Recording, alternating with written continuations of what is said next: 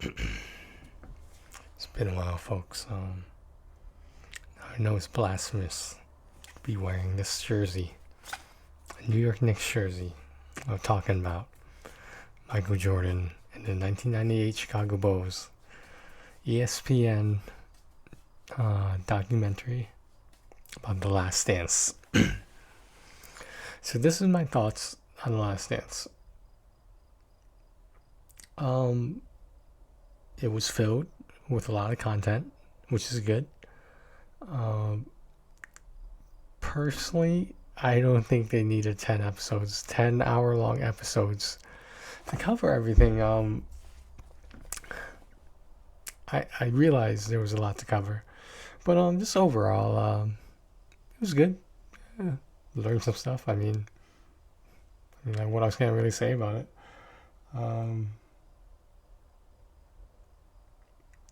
I think it was episode 3. Yeah, I'm pretty sure it was episode 3. Where they go into detail about they first go into detail about Dennis Rodman. That was an awesome episode. I just thought it was so funny. But at the same time, really sad and tragic because, like, I mean, I guess it was a cry for help. And just like what some people said. I can't remember if it was in the documentary or if ESPN analysts made the comment, but I mean, a lot of people don't know that Dennis Rodman contemplated suicide for a good portion of more than a healthy person should. Well, maybe that's what the problem was. Maybe he wasn't healthy, both mentally and well, physically he was a freak of nature. But I mean, like, did they do drug testing back then? Like, any kind of drugs? I don't know. But yeah, those are my thoughts on it. I don't really have anything bad to say about it. It was I understand why certain celebrities, his teammates, former teammates, were upset about certain parts. Specifically Horace Grant. I think I saw a YouTube link that said Scottie Pippen was also conflicted about the way he was portrayed in certain parts. I think they could have won 7. Not so much if Jordan didn't go play baseball, but after 98, if they all stayed together one more year, one more season, I think they could have gotten number 7. I mean, like, were they getting on in the years? Of course, but they still had a relatively decent core of young players. I mean, this is an unfortunate thing about dynasties, but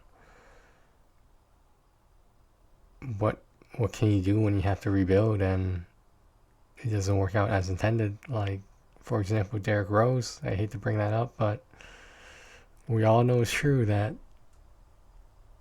it was just it was very sad and tragic about what the direction Derrick Rose's career turned into.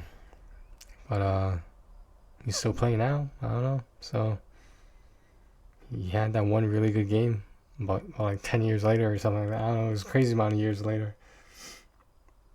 I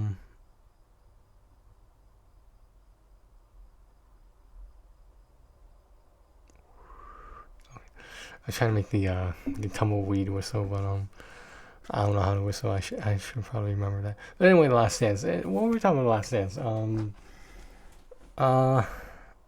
Yeah, I know there was friction between Kerr and Jordan at one point, but I didn't know they got into like a physical altercation.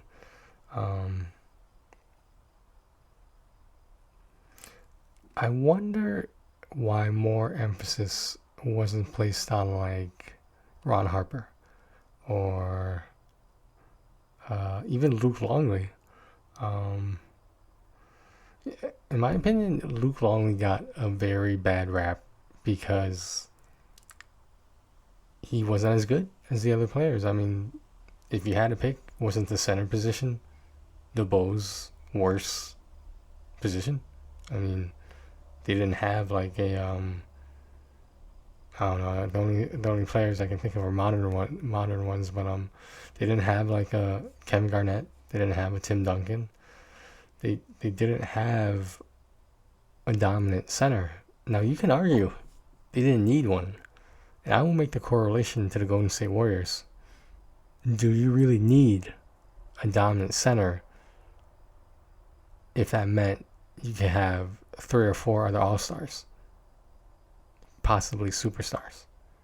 Okay, maybe 1 or 2 superstars. You know what I mean? That's my take on it. So, yeah, I guess that's it. I'll talk to you guys later.